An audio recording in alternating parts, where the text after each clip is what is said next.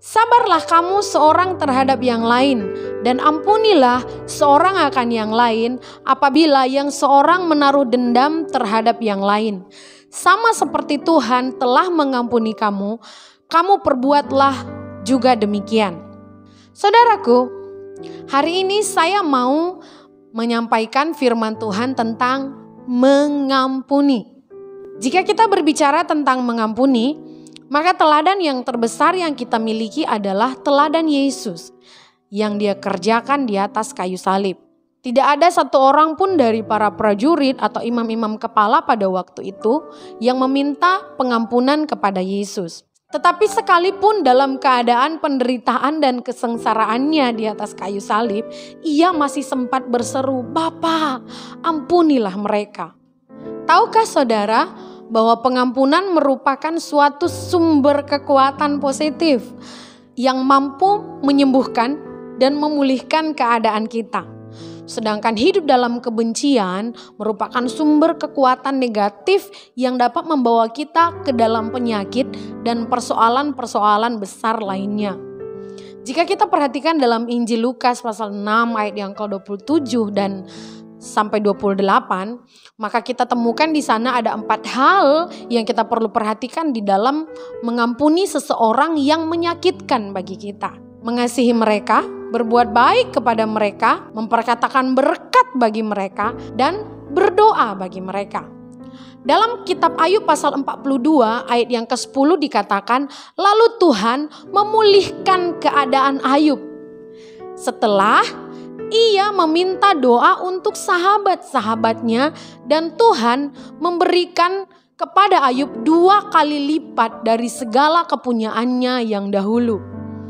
Ini artinya bahwa Tuhan memulihkan keadaan Ayub setelah dia mengampuni dan berdoa untuk sahabat-sahabatnya. Sebab adalah mustahil berdoa yang terbaik bagi seseorang yang masih hidup dalam kebencian.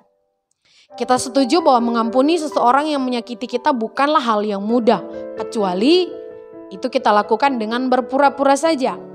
Itulah sebabnya kita perlu kekuatan untuk mengampuni agar kita dapat memberkati dan mendoakan mereka yang sangat menyakitkan kita.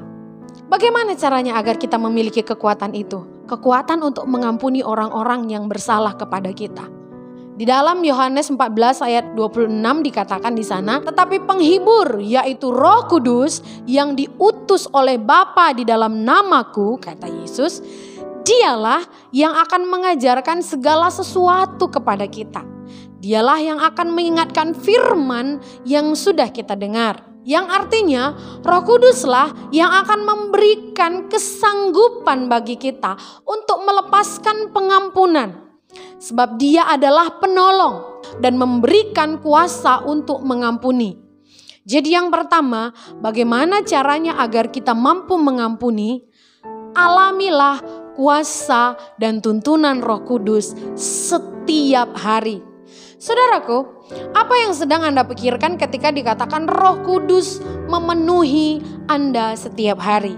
Apakah Anda memikirkan manifestasi yang luar biasa? Atau apakah Anda memikirkan akan melakukan mujizat-mujizat dan kesembuhan di dalam pelayanan?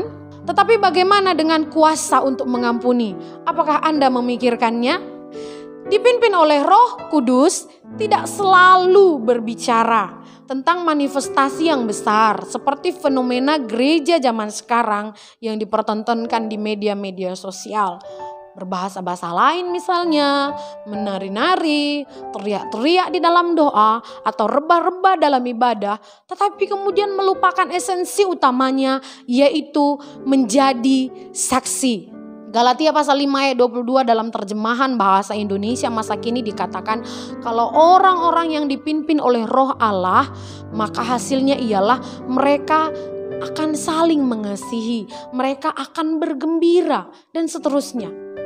Jadi sekali lagi, bagaimana caranya agar kita mampu mengampuni? Alamilah kuasa dan tuntunan Roh Kudus setiap hari. Sehingga Roh Kudus mengajari dan memberikan kita kuasa untuk mengampuni dan menerima damai sejahtera di hati kita. Kesimpulan kita hari ini adalah hidup dalam kebencian akan membawa kita kepada kehidupan yang negatif dan persoalan hidup yang semakin berat. Sedangkan hidup dalam mengampuni membawa kita kepada kekuatan positif yang akan menyembuhkan dan memulihkan keadaan kita. Sebab itu, ambillah keputusan untuk hidup mengampuni. Alamilah kuasa dan tuntunan Roh Kudus setiap hari dan terimalah kuasa untuk mengampuni. Saudaraku, adakah di antara saudara yang sangat susah untuk mengampuni hari ini? Saya berdoa, biarlah kiranya Anda mengalami pengurapan kuasa Roh Kudus sehingga Anda menerima kuasa untuk mengampuni. Kiranya firman Tuhan hari ini dapat memberikan Anda hikmat dan kekuatan untuk saling mengasihi dan hidup bergembira sesuai dengan firman Tuhan. Salam berkemenangan dan Tuhan Yesus memberkati.